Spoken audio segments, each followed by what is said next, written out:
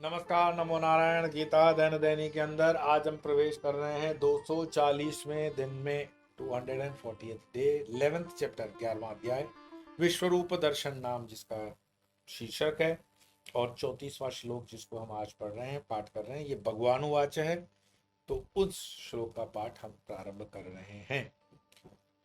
द्रोणं च भीष्मं च जयद्रथं च कर्णं तथान्यानपि योधवीरान् मया हतांस्त्वं जयिमा व्यथिष्ठा युध्यस्व जेतासि रणे सपत्नान्।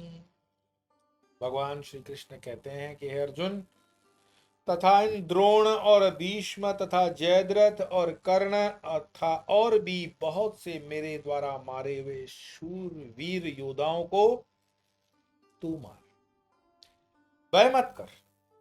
तू युद्ध में शत्रुओं को जीतेगा, अतः युद्ध कर। पिक्चर क्लियर हो गई। भगवान कृष्ण के ये 3 श्लोक आए। 3 श्लोक हैं, 32वां, 33वां और आज का 34वां।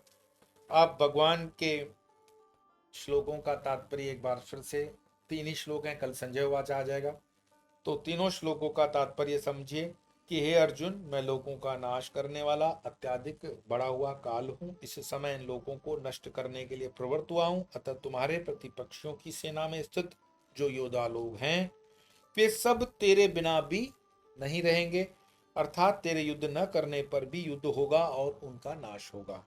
32वां श्लोक था। 33वें में कहते हैं, इसीलिए तू उठ, यश को प्राप्त कर और शत्रुओं को जीतकर समृद्ध राज्य का भोग। ये सब वीर पहले से मेरे ही द्वारा मारे हुए हैं। हे सव्यसाचिन, तू तो केवल निमित्त मात्र बन जा।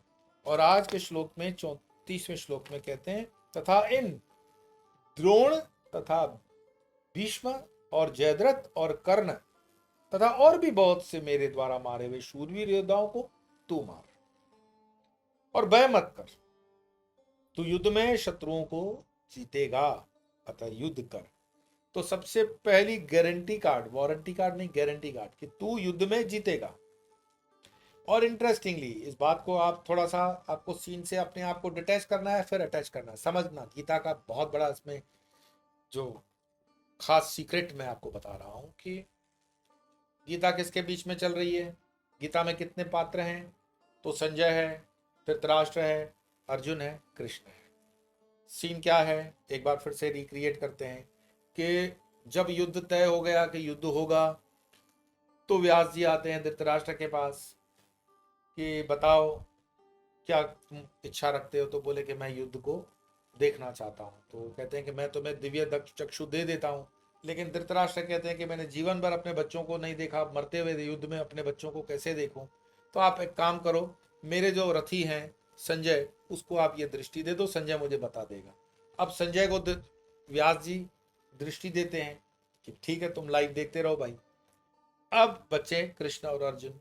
विश्वरूप दर्शन 11वां अध्याय, 10वें में विभूति योग था। विभूति योग के अंदर कृष्ण को रिक्वेस्ट करते हैं अर्जुन कि मैं आपका रूप देखना चाहता हूं। तो वो कहते हैं इन आंखों से तो नहीं होगा, तुम्हें मैं दिव्य चक्षु देता हूं।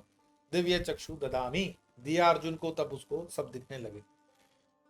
अब जब उनको विश्वरूप दर्शन दिखने लगा है, और इस विश्वरूप दर्शन के मूल श्लोक पर जब आते हैं, इसमें ये क्लियर कट कहते हैं कि भय मत कर, युद्ध में तू शत्रुओं को जीतेगा। तो ये बात तो संजय सुनकर के धृतराष्ट्र को बता रहे होंगे कि कृष्ण ने कह दिया है कि तू जीतेगा कंफर्म। तो हारेगा कौन? कौरव। और कौरवों के साथ अटैचमेंट किसका है? धृतराष्ट्र का। वो जो है ना, पहला ही श्लोक, धर्म क्षेत्र है कुरुक्षेत्र है समवेता युयोत्सव मामका पांडवा चैव किमा कौरवत संजय। संजय को पूछते हैं धृतराष्ट्र, बताओ जरा, लाइव टेलीकास्ट चालू करो। तो ये श्लोक भी संजय ने बताया होगा धृतराष्ट्र को कि कृष्ण कह रहे हैं तू जीतेगा। तो धृतराष्ट्र को क्या करना चाहिए? ये श्लोक सुनते ही धृतराष्ट्र की बुद्धि क्यों नहीं चलती है कि संजय रोक दे भाई, डील कर लेते हैं, पीस ट्रीटी छोड़ो, सफेद झंडा दिखा दे, क्योंकि मरना तय है मेरे बच्चों का। वो बोल रहे हैं कि मेरे सारे योद्धा मरेंगे उस तरफ के। कृष्ण इससे ज्यादा और स्पष्ट क्या बोले? लेकिन काल जब आता है तब आपका सब मति भ्रमित कर देता है। कैसे मति भ्रमित होती है कि जो मरता है वो तो दुखदायी होता है, किसी के परिवार का बच्चा जाए, मृत्यु दुखदायी है, नो डाउट, क्योंकि वो अपनों को अपनों से जुदा कर देती है। यहां तक कि संन्यास के अंदर भी हम विरजा होम कर लेते हैं, खुद को ही मारकर खुद का पिंडदान कर लेते हैं, इसीलिए हम निर्दयी हो गए क्या? नहीं, गुरु के जाने पर क्या रोना नहीं आता? और पूर्वाश्रम का भी कोई मित्र होता है, सुहृद होता है, या जो व्यक्ति होता है उसके जाने का हमें दुख नहीं होता? होता है, लेकिन थोड़ी समझ होती है कि ये गया वो शरीर है, आत्मा नित्य है। नैनम छिंदन्ति शस्त्राणि नैनम दहति पावक न चैनम क्लेदयन्त्यापो मारुति न शोषिता। तो जो गया वो शरीर है, ऐसा थोड़ा सा होश आता है तो कंट्रोल आ जाता है। कभी बीच बीच में वो यादें आ जाती हैं, तो गुरु की याद आ गई तो मन थोड़ा सा भावुक होना स्वाभाविक है। मैं देखता हूँ कभी कभी कुछ रील बन रहे हैं, लाइव बच्चे जाते हैं, वो पानी के झरनों में खड़े हैं, तो वो खड़ा है, मेरी आवाज आ रही है, मैं देख रहा था पूरी, बड़ा द्रवित कर दे हृदय। वो कह रहा आवाज आ रही है, बोले हाँ आ रही है, बोले और ठीक से आ रही है, बोले हाँ, बोले ठीक से रील निकालना, बोले हाँ। इतने में तो उसका पैर लपस गया, पानी के साथ बह गया भाई, लाइव रील बन रही। अब ये उसको नहीं पता कि ऊपर से पानी आ रहा है, इस पानी के अंदर वो जो रील बना रहा है उसकी मृत्यु सुनिश्चित हो जाएगी, अगर गिर गया तो 100 के 100 गिरेंगे ऐसा तो नहीं है, लेकिन थोड़ा सा विवेक, थोड़ी सी बुद्धि। जो मर जाता है वो तो अपने लोक में चला गया, बात खत्म। लेकिन जो उसके पीछे रह जाते हैं, कभी कभी इकलौता बच्चा होता है, तो माँ है, बाप है, भाई है, बहन है, उनके ऊपर क्या गुजरती है, तो उसको टाला जा सकता है। अब आप मेरे को फिर ज्ञान दोगे कि ये तो पहले से निश्चित है, मृत्यु तो अवश्यंभावी है, लेकिन कर्म के आधार पर कुछ चीजों को हम पूर्ण रूपेण मिटा नहीं सकते हैं, तो भी थोड़ा बहुत बदल सकते हैं। जैसे तलवार का घाव लगने वाला हो तो हम अपने कर्मों के आधार पर उस तलवार के घाव को सुई जितना कर सकते हैं, लेकिन करना आपको पड़ता है। जिसको चाहिए उसको कर्म करना पड़ेगा। आप बोलोगे ब्राह्मण को बिठा दो, 1.25 लाख का जप उससे करवा दें, होता है, लेकिन बीमार हो खुद तो गोलियां भी खानी पड़ेगी, पैरासिटामोल खा लो, खानी खुद पड़ेगी, दवा दूसरा खाएगा, आपके शरीर को नहीं लगेगी। काम क्या है? पहले सबसे बड़ी बात, काम क्या है? अगर लौकिक काम है तो लौकिक मात्रा लगेगी, अलौकिक काम है तो अलौकिक लगेगी, दैविक है तो दैविक लगेगी, वो पैरामीटर भी तो समझना पड़ता है। और आज जब कृष्ण कह रहे हैं तो धृतराष्ट्र, मेरे हिसाब से तो उनको सुन के रोक देना चाहिए था कि भाई रोक दो, नहीं होगा युद्ध। अगर मेरे बच्चे मर ही रहे हैं तो फिर क्या जीत के, मतलब मुझे दिखाई नहीं दे रहा है कि मैं जीत रहा हूं, तो फिर युद्ध बंद करो। लेकिन धृतराष्ट्र ऐसा नहीं करते, क्योंकि काल उस पर भी सवार है, और ये पहले से ही कृष्ण कह रहे हैं कि मरे हुए हैं, तो सिर्फ वो अर्जुन और उनको मार दे, निमित्त मात्र। तो इससे एक ही चीज सिद्ध होती है कि परमात्मा जिस पर कृपा कर ले उसके तो बल्ले बल्ले, 10 उंगलियां घी में, और जिसके ऊपर रुष्ट है उसको तो फिर अपना कार्य खुद करना पड़ेगा। तो इसी तरह से वो कहते हैं कि द्रोण और भीष्म, जयद्रथ, कर्ण और भी बहुत से द्वारा योद्धा, मेरे द्वारा मारे हुए शूरवीर योद्धाओं को तू मार, भय मत कर, और युद्ध में शत्रुओं को तू जीतेगा, अतः युद्ध कर।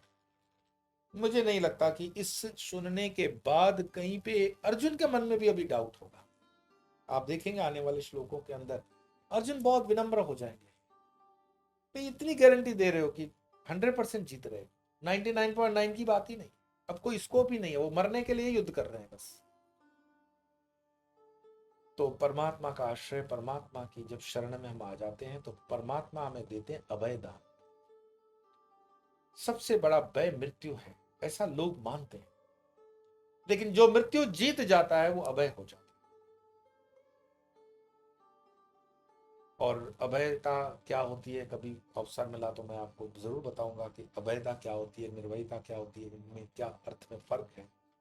तो संन्यास जीवन में अभय होने का नाम है। प्रत्येक हमारा जो वर्ण है, ब्रह्मचार्य, ग्रस्त, वानप्रस्थ, संन्यास, संन्यास का मतलब ही है मृत्यु से अभय हो जाओ। क्या आईसीयू में मरना, ये कोई मरना है? आईसीयू में कैसे मरना? अरे मरना है तो होशपूर्वक मरो। सनातन ने उसकी व्यवस्था दी हुई है और गीता उसका प्रमाण ग्रंथ है। तो आइए श्लोक का पाठ करें।